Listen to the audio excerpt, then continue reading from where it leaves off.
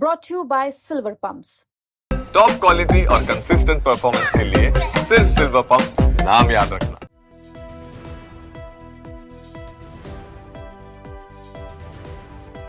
दिल्ली में प्रदूषण कम करने के लिए सरकार नए नियम लागू कर रही है। नए इलेक्ट्रिक व्हीकल पॉलिसी के मुताबिक आगामी 15 अगस्त से दिल्ली में सीएनजी ऑटो रिक्शा का रजिस्ट्रेशन नहीं किया जाएगा और 10 साल से ज्यादा पुराने सीएनजी ऑटो रिक्शा को इलेक्ट्रिक में कन्वर्ट करना होगा।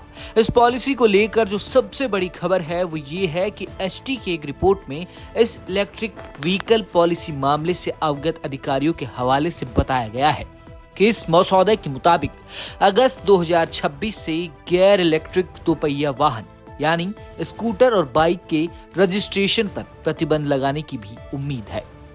यानी अगले साल अगस्त से दिल्ली में पेट्रोल, डीजल या सीएनजी से चलने वाले दोपहिए वाहनों का भी पंजीकरण नहीं किया जाएगा। चर्चा इस बात की भी है कि दिल्ली के परिवहन मंत्री पंकज कुमार सिंह ने कथित तौर पर इस नीति को सैद्धांतिक मंजूरी दे दी है, जिसे अब अंतिम मंजूरी के लिए कैबिनेट के समक्ष प्रस्तुत किया जाएगा। नई ईवी पॉलिसी में बाइक, स्कूटरों के रजिस्ट्रेशन पर रोक लगाने की भी बात की गई है।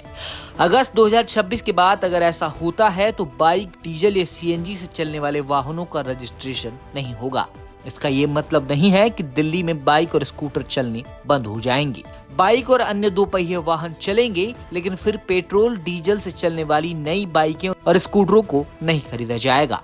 हालांकि अभी इस प्रस्ताव को कैबिनेट में मंजूरी मिलनी बाकी है।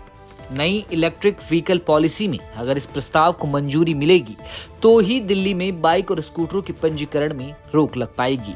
फिलहाल नए इलेक्ट्रिक व्हीकल पॉलिसी के मुताबिक आगामी 15 अगस्त से दिल्ली में सीएनजी ऑटो रिक्शा का रजिस्ट्रेशन पर रोक लग जाएगी। इसके अलावा मालवाहक के तौर पर इस्तेमाल किए जाने वाले सीएनजी तिपहिया वाहनों का भी रजिस्ट्रेशन नहीं किया जाएगा। दरअसल नई नीति का मुख्य उद्देश्य यह सुनिश्चित करना है कि 2027 तक दिल्ली में पंजीकृत 95% नए वाहन इलेक्ट्रिक होंगे और 2030 तक इसे बढ़ाकर 98% किया जाएगा। बता दें कि पिछली पॉलिसी का लक्ष्य 2024 तक 25% इलेक्ट्रिक वाहनों का रजिस्ट्रेशन करना था, लेकिन ये केवल 13 से 14% ही हासिल हो पाया। ऐसे में सरकार इलेक्ट्रिक वाहनों के इस्तेमाल को बढ़ावा देने के लिए सख्त नियम लागू करने की तैयारी में है। इससे बाइक और स्कूटर चलाने वालों की संख्या पर भी असर पड़ सकता है। ब्यूरो रिपोर्ट, दिल्ली तक।